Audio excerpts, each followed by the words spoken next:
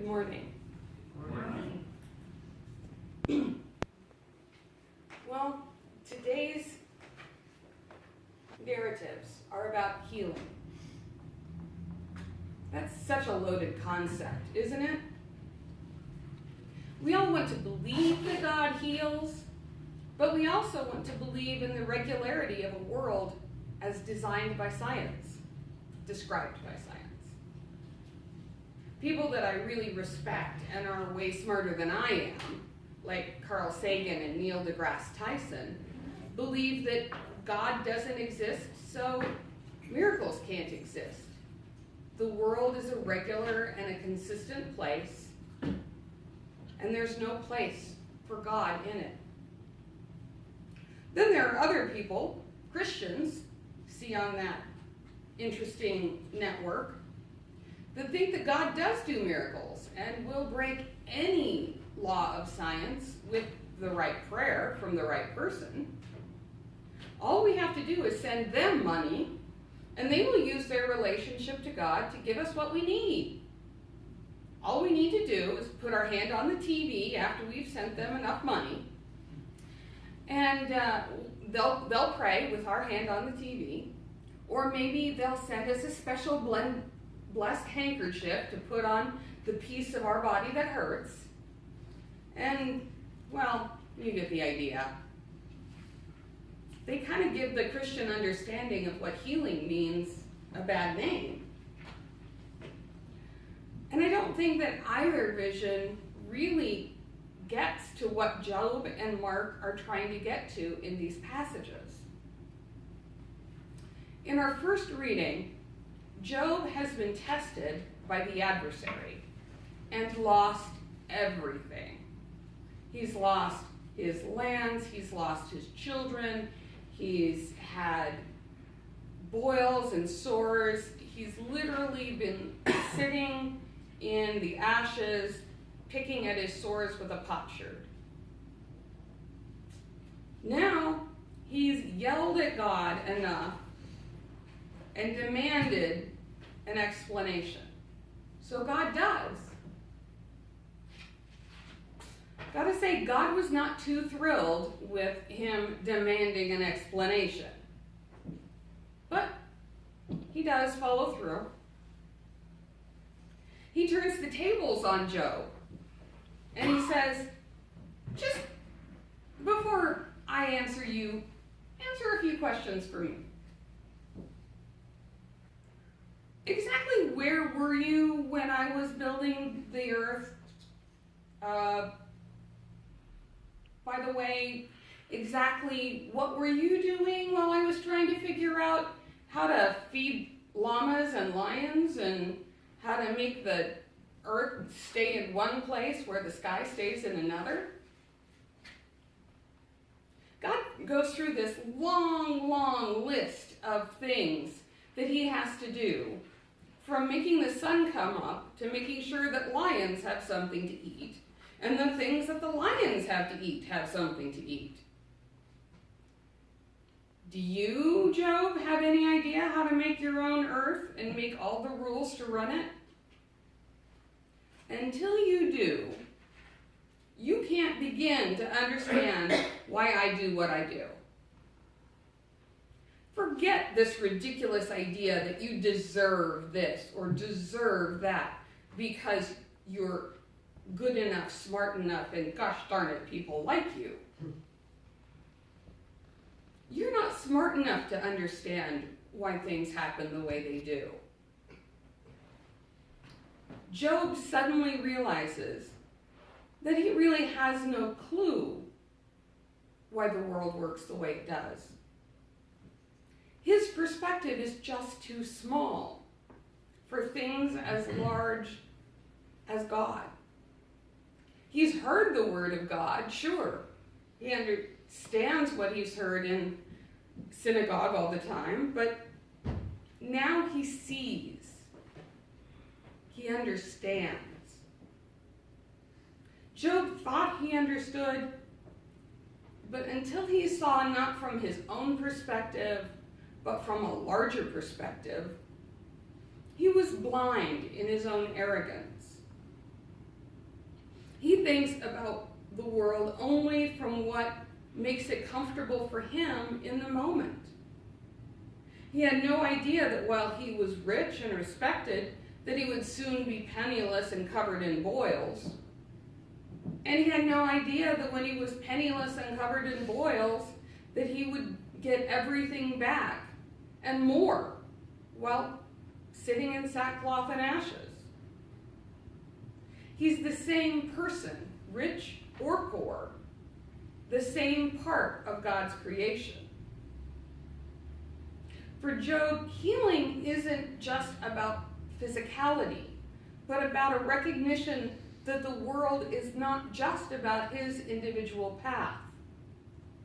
He is one part of God's creation, not the center of it. In my opinion, Job's story should have ended with a conversation with God, because ending it with his return to riches kind of diminishes its point.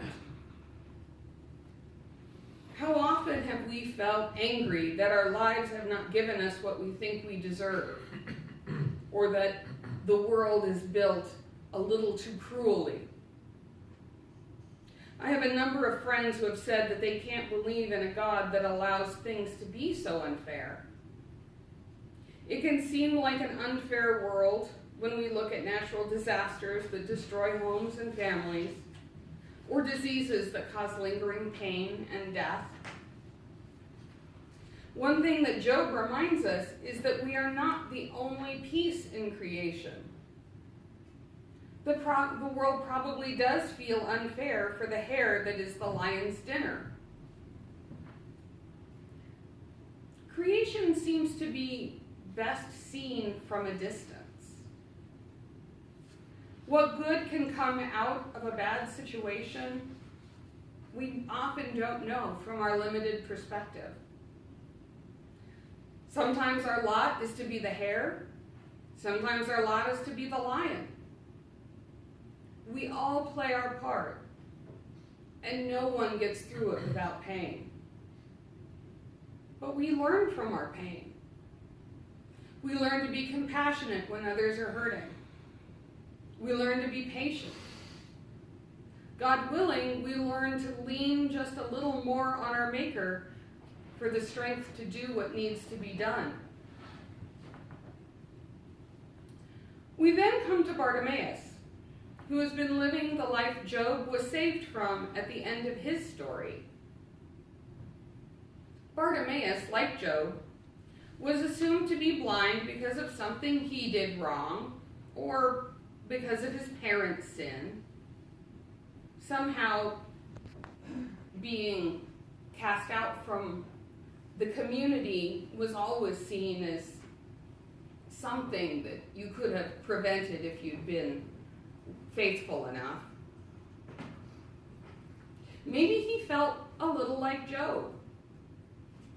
He's cast out of town, unable to work, and forced to survive by begging along the side of the road.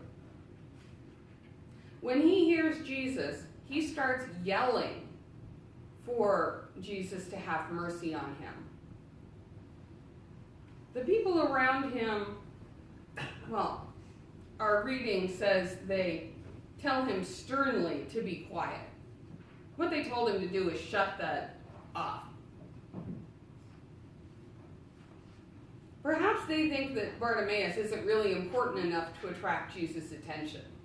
After all, he's just a beggar. That doesn't deter him. Bartimaeus yells louder. He doesn't take their shushing. He may have been blind, but he saw what was happening more than other people on that street. He was not going to let a chance pass him by. So Jesus calls him. Jesus doesn't treat him like an invalid and come to him. He sends Bartimaeus forward. And the community help him forward.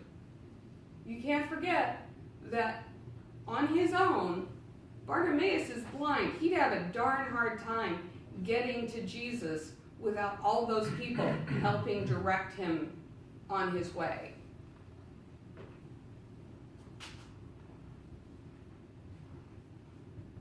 Bartimaeus walks to him, and Jesus doesn't ask, doesn't just do whatever. He asks, "What do you want?" Bartimaeus says, "I want to see again." Jesus tells him that his faith made him well. Nothing that Jesus did, just his faith.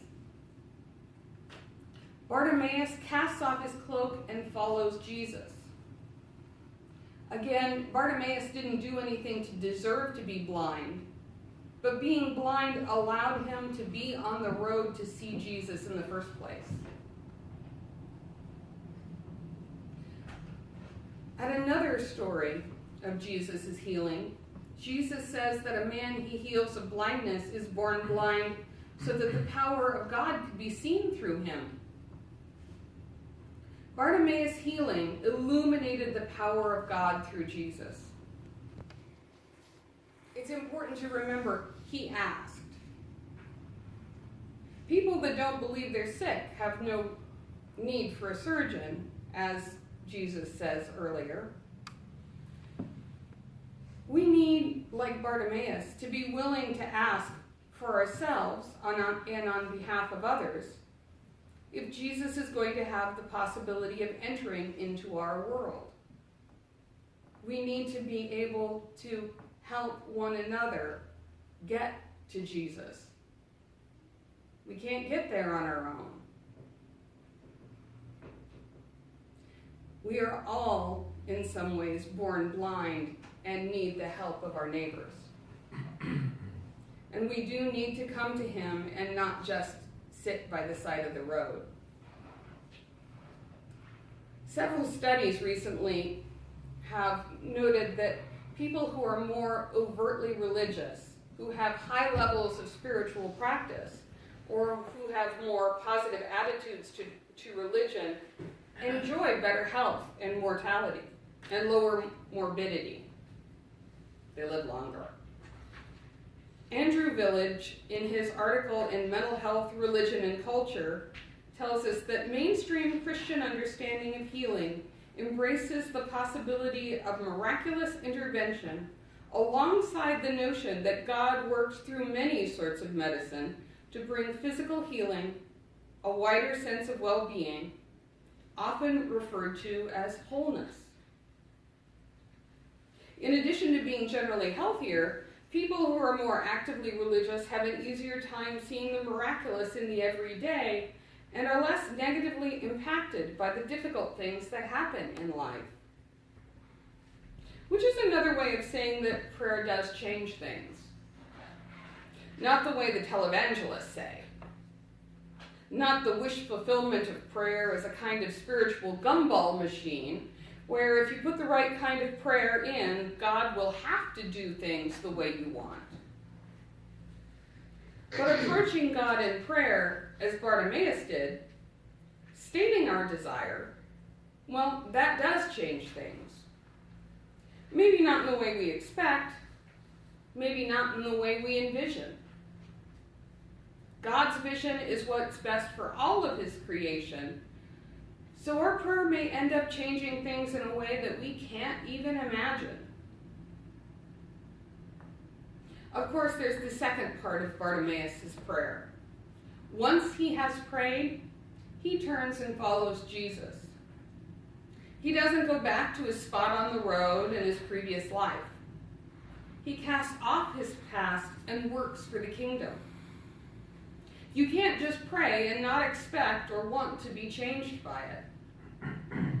Prayer is an active process. Our lives are a prayer for God's kingdom, just as our words are. Too many times I ask God to help without doing anything myself. How can God heal me when I'm not doing anything to help him? Doesn't that mean that I'm not really ready to be healed?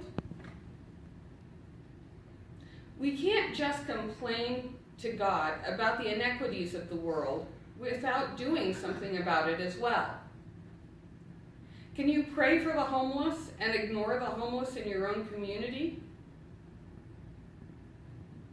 Bartimaeus' example is not that he does anything on his own, but he joins a community of faithful that together work for the kingdom. Don't worry about whether or not your prayer acts change things. Just try. Frederick Buechner, in his book Wishful Thinking, presented this challenge for those of us who have a hard time believing in the power of prayer.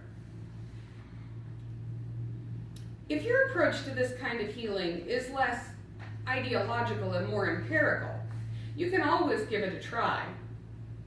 Pray for it. If it's somebody else's healing you're praying for, you can try at the same time laying your hands on her, as Jesus sometimes did. If her sickness involves her body as well as her soul, then God may be able to use your inept hands as well as your inept faith to heal her. If you feel like a fool as you're doing this, don't let it throw you. You are a fool, of course, only not a damned fool for a change. If your prayer isn't answered, this may tell you more about you and your prayer than it does about God. Don't try too hard to feel religious, to generate some healing power of your own. Think of yourself instead, if you have to think of yourself at all, as a rather small gauge, clogged up pipe that a little of God's power may be able to filter through if you can just stay loose enough. Tell the one you're praying for to stay loose too. If God doesn't seem to be giving you what you ask, maybe he's giving you something else. Amen.